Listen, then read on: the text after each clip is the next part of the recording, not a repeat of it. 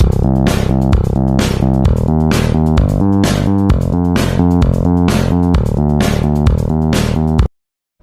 kasih dah klik video ini, jemput subscribe ya. Moga kamu murah rezeki. Hari ini Andi Bernadi, penyanyi dan pelakon terkenal yang berasal dari Sabah ini, ditipu oleh kawan baik sendiri.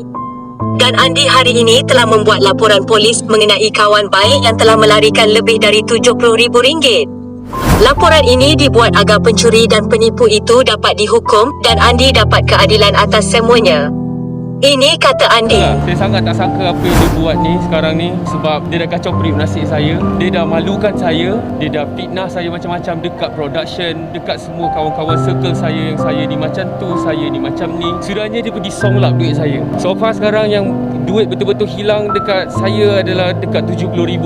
Duit saya bekerja tahun ni, saya tak pernah langsung lagi duit tu. Duit hasil saya berlakon, duit hasil saya kerja dengan company baju. So dia count semua. Dia manipulasi WhatsApp saya dan hantar pergi ke klien saya semua, dan klien pun percaya untuk transfer duit tu pergi ke akaun dia. Saya dah rasa job saya daripada awal tahun duit tak masuk-masuk. Dia duk cakap resit hilang, klien tak bayar lagi, walhal klien dah bayar. Rupanya dia dah makan dah benda tu lah. Dia rakan kongsi tidak. Fungsi dia rakan baik saya. Kalau secara verbalnya kita boleh dikatakan macam tu, tapi kita orang tak ada black and white. Jadi saya still dengan statement saya sebagai rakan baik dan tolong mengurus karier saya. Saya percaya dekat dia. Saya baru kenal dia dalam tempoh 2 tahun lebih, dan masa tu pun dia ada dekat dalam industri, dan sekarang ni dia di dalam industri. Dia di dalam industri sekarang ni. Jadi tujuan saya buat report polis ni, saya nak warning dekat orang-orang luar sana yang mana bekerja dengan dia dan sedang bekerja dengan dia,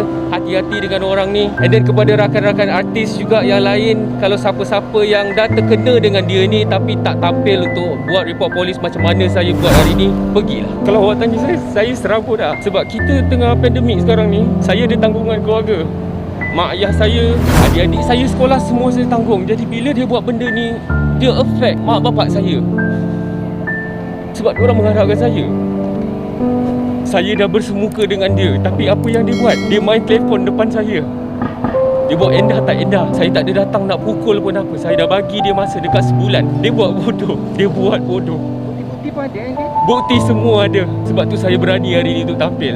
Saya ada bagi dia amaran, dan dia pun tahu benda ni kot. Saya rasa dia tahu benda ni mungkin daripada scene semalam lagi. Kita semua, korang semua dapat invitation tu. Mungkin dia dah tahu sebab dia pun ada juga rakan-rakan dalam golongan media ni. Saya jumpa dia pada 15 bulan 8 Ahad lepas. Saya dah bersemuka, saya dah bagi muka, saya dah cakap bagus. Saya datang jumpa dia, tak ada pukul, tak ada apa. Tapi bila saya kata kita cerita sini, habis dekat sini, dia pergi bercerita dekat semua circle saya, production. Itu yang saya rasa macam, apa kau buat ni?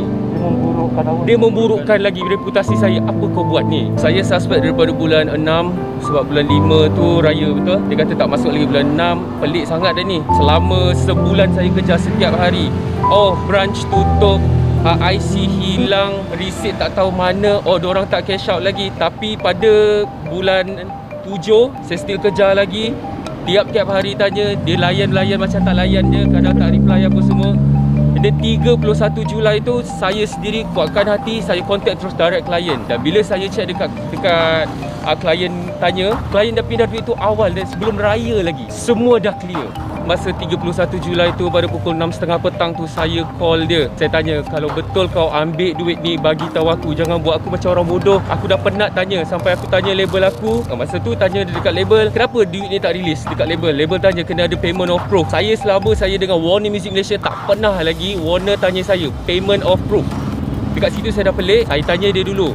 Lepas tu saya call klien bagi saya bukti. Saya still cakap elok dekat dia, cakap dekat aku betul-betul ni, mana ada kau ambil duit kau ni tak baik tuduh-tuduh, mana ada kau ambil. Dia cakap macam tu.